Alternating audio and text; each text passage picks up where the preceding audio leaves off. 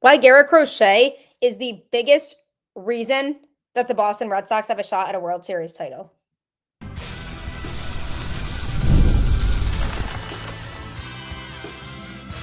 You are Locked On Red Sox, your daily Boston Red Sox podcast. Part of the Locked On Podcast Network, your team every day. Hello and welcome to Locked On Red Sox, your daily Boston Red Sox podcast, part of the Locked On Podcast Network, your team every day. I'm your host, Gabby Maljanian, former ESPN social media associate, and currently the host of the Boston Balling podcast as well. And I'm here to bring you the latest in all things Boston Red Sox, Monday through Friday, straight to your favorite podcast feed. And the best part, it's free. So make sure you tune in because Locked On is here for you every day.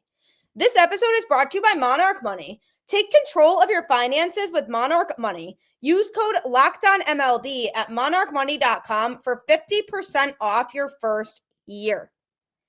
Happy Tuesday. Welcome to Locked On Red Sox. Congratulations, you survived the first day without Red Sox baseball of the All-Star break. Only a few more days to go, and then we'll have the Red Sox back on Friday in the beginning of a really tough stretch of games with the Cubs, Phillies, and Dodgers. So they really will be put to the test over that next week and a half stretch coming out of the break when they're playing really good baseball right now and they're really hot. And one big reason for that, Garrett Crochet, going to be going more in depth into his complete game on today's show, as well as talking about the trade deadline now that it's approaching fast and who exactly is Kyson Witherspoon, the Red Sox draft pick from the first round in Sunday's draft. So we all know that the Red Sox this season are a young team. We know that there are a lot of pieces to the puzzle here, and the Red Sox had to be able to put a lot of different things together in order to be a team that could truly contend. And with where this team is at right now, they're really setting themselves up for an incredibly bright future because they have a ton of young talent. And Garrett Crochet is one of those young pieces that the Red Sox have. And it goes without saying truly how good he's been this year. He currently has a 10-4 record on the season with a 2.23 ERA and 160 strikeouts, which leads the league. Most recently, his outing was a complete game shutout against the Rays with 9 strikeouts and no walks. He was also selected for his first career All-Star game this year. Ranked first in the American League and 7th in Major League Baseball among pitchers with at least 140 innings in strikeouts per 9 innings, and his strikeout to walk ratio, he's ranked 3rd in the AL and 7th in Major League Baseball in that category. Now, obviously, 3rd in the AL is nothing to be ashamed of at all, but the walks have been an issue for Crochet sometimes. And if he's walking guys, he ends up not being able to stay in the game for as long as he could. But it's like night and day when his command is on and he's not walking people, because that is when he is completely dominant. He only threw 100 pitches in his complete game shutout against the Tampa Bay Rays on Saturday. And while that feels like it was a lot of pitches, it really wasn't when you consider the fact that he threw the entire game. He was in complete control that entire game through 72 strikes and really did not end up in many log jams at all. The Red Sox only scored 1 run for him, and they've had some problems with providing him run support this year. 1 run is not a lot of wiggle room, but he was able to get the win because it didn't even really matter that he didn't have the run support that he could have had. He had to go out there with very little room for error, and he accomplished it. And one of the biggest telling signs to me of the fact that Garrett Crochet is just a phenomenal pitcher is that he wasn't even overly excited after he threw that complete game shutout. He wasn't really celebrating and smiling as if it was this huge deal, even though it was his first career complete game shutout. He just walked off the mound like normal and stayed really humble about the whole thing. And that's something that really stands out to me about him, was just the way that he responded to this milestone that he accomplished. He said, I didn't even know what to do when that third out was recorded. I was like, where do I stand? So he just didn't even really know, wasn't even really fazed by it. And it just shows that he has a great head on his shoulders and he doesn't settle. He knows that the job's not done. He knows that he needs to keep going out there every day and just pitch to his maximum potential.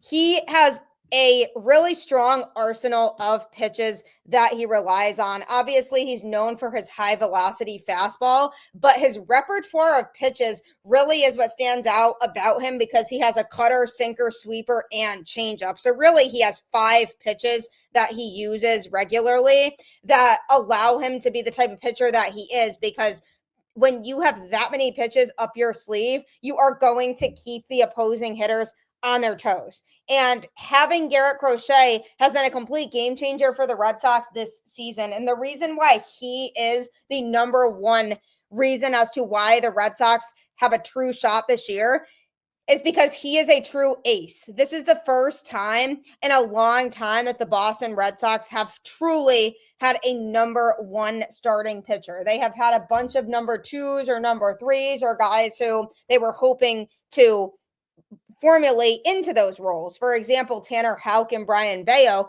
both pitchers that the Red Sox have been really high on, that they thought they could mold into a number one.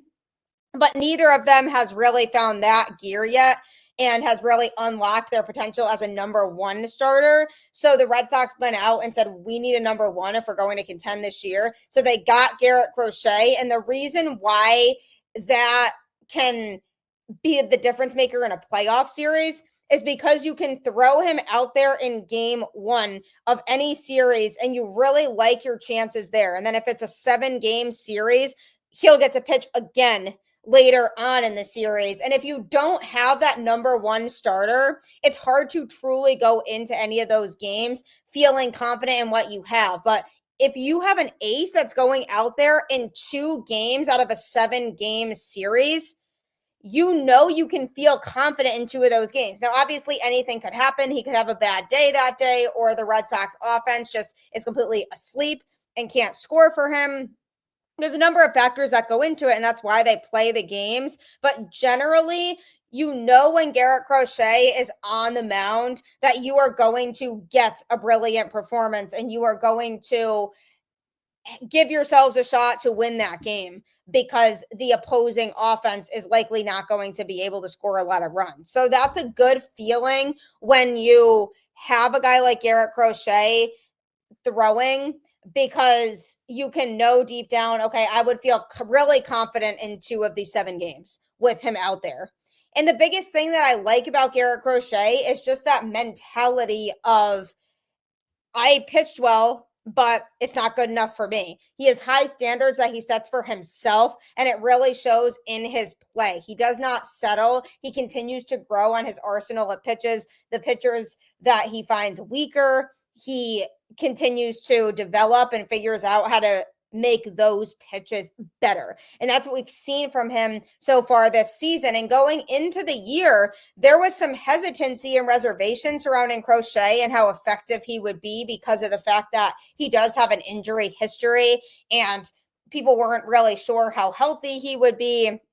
And even him being healthy, whether he'd be able to be super effective, because of the fact that he hasn't really thrown a lot of pitches prior to coming to the Red Sox in any given start. So the Red Sox were willing to stretch him out. And that was something that definitely was cause for concern, since he wasn't used to being stretched out like that. But he has far surpassed expectations in a Boston Red Sox uniform. And it's been really fun watching him throw. When he is out there, he just is laser focused, and you don't get that from every starting pitcher. And that is why Garrett Crochet is going to be the biggest reason why the Red Sox find postseason success this year. If they do, is because he is that number one starter that you can throw out there on any given night to the hardest lineups in Major League Baseball and feel really confident that he will give you what you need. So lots of good things going on with Garrett Crochet. Complete game shutout, huge milestone for him, en route to a Red Sox sweep of the Tampa Bay Rays. But coming up, Crochet can't do it all on his own. And imagine if the Red Sox got another starter that could be maybe just as scary in the postseason. It can be really scary when you don't know where your money's going, or you don't realize that you're spending money on things you don't need to be spending money on, and it could really drain your bank account. That's exactly where Monarch Money comes in. So what Monarch Money does is it's a complete financial command center that tracks all of your accounts, investments, and spending all in one place, so that in addition to managing your money and not spending as much, you're also building wealth because you're saving up a bunch of money for the longer term. And you're going to discover so many things that you are paying for that are unnecessary that you don't have to anymore. Take control of your finances with Monarch Money. Use code LOCKEDONMLB at monarchmoney.com for 50% off your first year. That's monarchmoney.com, code LOCKEDONMLB for half off your first year. This is such a game changer because it could also help prevent fraud and make sure you know exactly what you're spending money on and where your money's going. So the Red Sox are in the midst of a 10-game winning streak. Hopefully they come out of the All-Star break hot, because we've seen this over the last few seasons where the Red Sox will go on a run right into the All-Star break where people feel like they're back, they figure things out, but then they go back into a slump after the break. But I feel more confident in this team, not only because they have a true number one starting pitcher in Garrett Crochet, but also just because they have a lot more talent in general than they've had over the last few seasons, a lot deeper of a roster, guys who can play multiple positions, guys who can provide not just offensive prowess, but also defensive prowess and speed. They just have a varied roster right now, and it's helping them to have things click because Alex Cora knows he can have different players utilize different roles, and it really helps to make a stronger baseball team overall. But no team is perfect, and with every team comes some holes. And with the trade deadline approaching, the Red Sox could be in a much better spot if they go out and trade for a true number two starter to go behind Garrett Crochet. Because if you think about it, right now, Brian Bayo and Lucas Giolito have been pitching out of their minds as of late. They have been providing really strong productivity on the mound for this Boston Red Sox team. So you can easily slot them into the number 2 and 3 starting pitcher roles behind Garrett Crochet. But then you have Walker Buehler, who has had his struggles this year, his fair share of them. I mean, he's had some decent outings, but he's also had some very bad outings. So it's really a question mark as to whether you can trust him or not. The one good thing about Walker Buehler is that he has a lot of experience pitching in the postseason, whereas Garrett Crochet doesn't have that, so he can provide that in terms of his wisdom and knowledge of pitching in the postseason, but he hasn't been pitching well enough to feel confident that you could rely on him in a playoff series. And even though you don't really use a 5-man rotation in the playoffs, you still need to be able to get there. And you can't really worry that every 5 days you have to basically pencil in a loss because of Walker Buehler pitching. So then you also have Tanner Houck, who was struggling a ton before being placed on the injured list. He is still rehabbing, trying to get his pitch count back up, trying to be effective. And we don't really know what version of him we're going to get when he comes back from his injury. So that's another question mark, is where is Tanner Houck going to be at? Is he going to be dominant or not? Walker Buehler, hard to depend on as well. So all of those factors being considered, where do the Red Sox go from here? if they could slot in another dominant starting pitcher to add to this rotation with Garrett Crochet, then you have Garrett Crochet, mystery pitcher. Then you have Brian Bayo and Lucas Giolito. That is a very strong four-man rotation that you could roll with going into the playoffs and feel very confident in. And then Walker Buehler could be used as maybe a spot starter if need be, or he could even be used as a reliever, pitching multiple innings because he's used to being a starter. But you could find a way to work Buehler in somehow in the postseason. I just don't like the idea of the Red Sox banking on the reliability of him or Tanner Houck when he returns, when they can bring in somebody else who's really solid and has had a strong season. Now, who could that pitcher be? The obvious one that everybody resorts to is Paul Skenes, who is supposedly going to be made available at this trade deadline. It is going to take a haul to get him. A haul. And the Red Sox would just have to be prepared for the fact that there's a chance they might deplete a lot of their top prospects in the farm system to get a guy like that. But there's no doubt in the world that a 1-2 punch of Garrett Crochet and Paul Skenes would be unbelievable for this Red Sox team. And then you have Bayo and Giolito. I mean, that could be a World Series rotation right there with those four pitchers I named.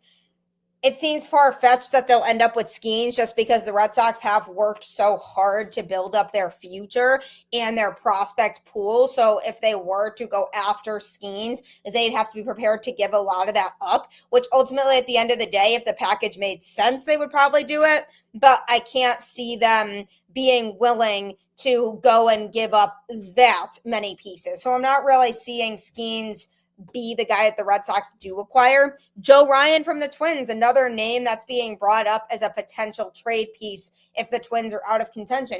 That could be a great fit. It would definitely take losing one of their outfielders. They'd have to be prepared for one of their outfielders being in the trade, whether that's Wilyer Abreu or Jaron Duran. Most likely it would be one of those two. And then you have to be willing to give up top prospects who are performing well. The password, for example, Joe Sting Garcia, who's been really excelling in AAA. He's an example of somebody who could be in that prospect pool. And then you have a variety of other top-notch talents in the Red Sox system whose name could be brought up in conversation for a potential trade for Joe Ryan. And I don't think the Twins are going to settle necessarily for a package that doesn't make sense to them. You even bring in the name Payton Tolley, who is the Red Sox top pitching prospect at the moment right now, a guy who has a ton of potential. You bring him into the conversation. So these are serious names. These are guys that the Red Sox could see being a piece of their future. But if they want to focus on the right now, there are guys that they are going to have to be okay with parting ways with. So when you're thinking about pitchers who could be made available, there are starters like Tyler Anderson from the Angels and Kyle Hendricks from the Angels, who do remain in the AL wildcard mix right now, despite a sub-500 record. But both Anderson and Hendricks are going to be free agents after this season, making them potential trade chips for the Angels. Anderson is owed about $6 million for the rest of the season, while Hendricks is owed roughly $1 million, a difference that would seemingly make Anderson more difficult to deal, because if a team doesn't want to take on that $6 million salary, then a team might say no. But the Angels won't get a huge return for either pitcher, so their place in the standings later this month should determine whether either of them is dealt. It really will determine how they come out of the All-Star break. Then you have A's pitchers Luis Severino and Jeffrey Springs, who are the two most expensive players on the Athletics roster. They were both supposed to be a part of the team's improvement this season. Severino has struggled at home, posting a 7.04 ERA compared to a 3.04 mark on the road. While his contract, he's in the first year of a 3-year, $67 million deal that will pay him $25 million in 2026 and $22 million in 27, unless he opts out of that final season, might make him difficult to move. Springs is set to earn $10.5 million in 2026 and has a $15 million club option for 27, making him a solid controllable arm that could bring back a good return. So Springs could be the type of pitcher that the Red Sox go after because they have talked a lot about how they want young controllable pitching. So that could be somebody who could be up their alley. Then you have Brewers pitchers Freddie Peralta and Jose Quintana, both pitchers who could potentially be up for grabs, as well as Zach Gallen and Merrill Kelly from the Diamondbacks, which the Diamondbacks do remain in the National League wildcard race right now, but with a half dozen teams ahead of them in the battle for 3 spots, Arizona will have to play well for the rest of July to justify holding on to these two, both of whom are selected to become free agents after the season. So if they feel really confident in their abilities down the road of making the playoffs, they probably will keep them. Kelly has been the better pitcher in 2025, but Gallen has been more effective in recent years. So if Arizona opts to sell, look at both of these names to potentially be on the move. Sandy Alcantara from the Marlins, who's been in discussions for a while, even beyond this season, about being moved. He's been one of the most obvious trade candidates, but his woeful start to the season raised concerns for a lot of teams as he worked his way back from Tommy John surgery. He won the NL Cy Young Award in 2022, and he opened June with a 4-start stretch that saw him post a 2.74 ERA, but he then reverted again over his past 3 outings, pitching to a 9.53 ERA. Unless the Marlins get an offer they like, Miami could wait and try to trade him in the offseason because he has a $17 million salary in 2026 and $21 million club option for 27. So they might not even really be in the position to trade him right now with all of his struggles that he has had, but he could be a name to keep an eye on. Edward Cabrera, another pitcher from the Marlins who they could trade. He got off to a rocky start, but owns a 2.11 ERA and 11 starts since May 4th. He's earning $1.95 million this season and is arbitration eligible for 3 more years, making him an appealing candidate for a number of teams. The Orioles might be in sell mode too. Not that they would essentially make a trade with a division rival in the Red Sox, but it's possible. They have Zach Eflin, Charlie Morton, and Tomoyuki Sugano, all pitchers that could potentially be on the market. The Orioles likely will sell. They're out of the division. Things aren't really looking up for them. So they could get a lot of assets for those guys to pair with their young talent that they already have. Then you have the Pirates, Andrew Heaney. He's a guy who could be moved, as well as Mitch Keller and Zach Lytle from the Rays and Nick Martinez from the Reds. They're hit or miss right now, the Reds, in terms of what they decide to do, but he has had a solid season for the Reds right now. So as you can see, there are a lot of names who could potentially be moved, but who will the Red Sox get? Obviously hard to say, but it's no mystery that acquiring a top-notch starting pitcher who they can couple with Garrett Crochet and the rotation makes a lot of sense at this trade deadline. And Craig Breslow has been very strategic and careful about the types of trades that he is making and making sure that he is not getting snubbed and trying to make sure that what they have to give up is actually worth the player. So just one thing to remember is that if you hear a name at the trade deadline go off the board that you really wanted for the Red Sox, maybe the haul was too big. And Craig Breslow said, I'm not doing that, because you also do want to think about the fact that you have possibly the brightest future in baseball. So you want to keep that intact too. So yes, go and trade for another big starting pitcher, but it might not necessarily be the biggest name that you're thinking of. And coming up, it's All-Star Week, which means the MLB draft. Who exactly is Kyson Witherspoon, a Red Sox draft pick? Going to be discussing him next. So my cousin works in electrical work, so he uses Supply House all the time to order anything he needs to do his job. It's an easy-to-use website that's packed with helpful resources and the latest product info to help you get the job done right. Plus, it has a complete inventory of over 200,000 parts from 400 plus top brands to help you find exactly what you need delivered fast from coast to coast. My cousin started using it recently, and he uses it literally every day now. He's at least browsing every day to see if there's new products he could order. But he always says to me that it's been a lifesaver for his job. So I highly recommend that for you as well. Join the Trademaster program today at supplyhouse.com/TM and start ordering plumbing, HVAC, and electrical supplies with just a few clicks. Plus, use promo code SH5 for 5% off your first order. That's supplyhouse.com. I do highly, highly recommend you looking into Supply House if you are in that type of industry, because it really will change things a lot for you in terms of your job. I promise. So MLB All-Star Week always comes with lots of events, and one of those events is the MLB draft. And since Craig Breslow took over, he has focused a lot on pitching and trying to acquire young pitching that the Red Sox can develop in their system. Last year's Red Sox draft was very pitching heavy. This year's Red Sox draft was also very pitching heavy. And for a team that has struggled over the years to develop pitching, that's a really good move. So in the first round of the draft on Sunday, the Red Sox selected Kyson Witherspoon.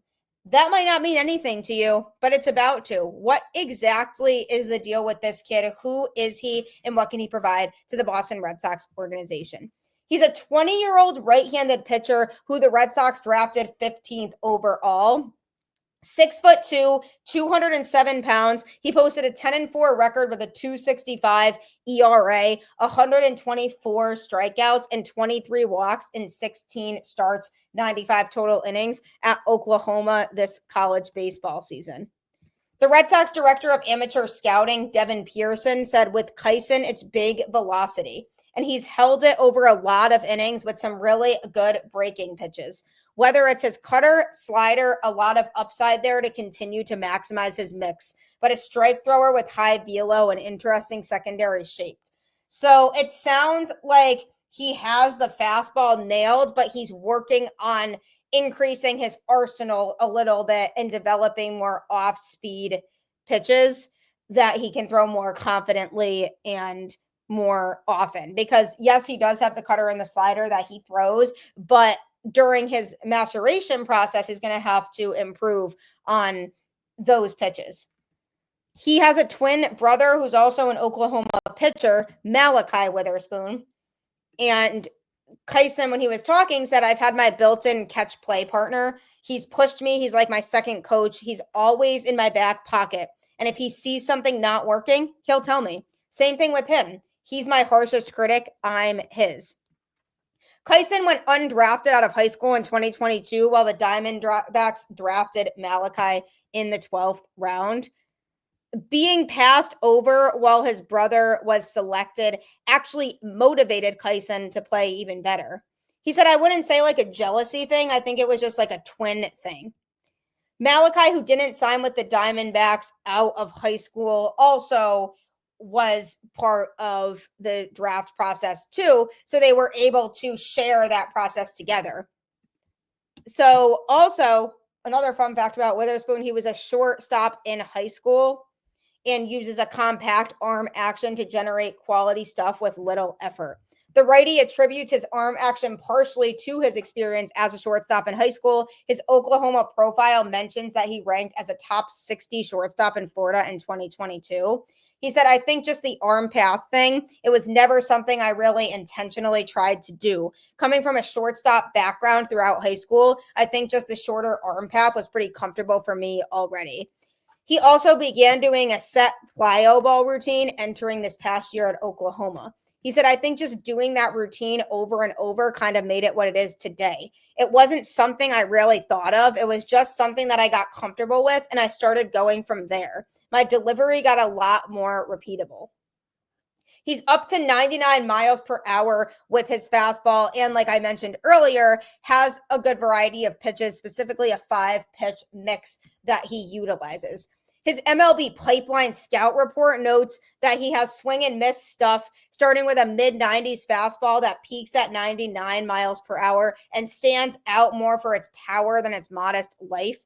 His mid-80s slider can touch 91 while featuring both horizontal action and depth, and he'll turn it into an upper 80s cutter that he uses just as often. He's showing more consistency with his low 80s downer curveball, giving him another plus offering, while his upper 80s changeup is a work in progress that gets too firm but will show interesting fade at times. So he definitely has potential. It's important to start off by having a wide variety of pitches that you can utilize and work with, and the Red Sox will continue to work with him on that over his development. But you need to have more than one secondary pitch in order to truly find success in Major League Baseball, or else you're going to be too predictable and opposing hitters are going to pounce on you.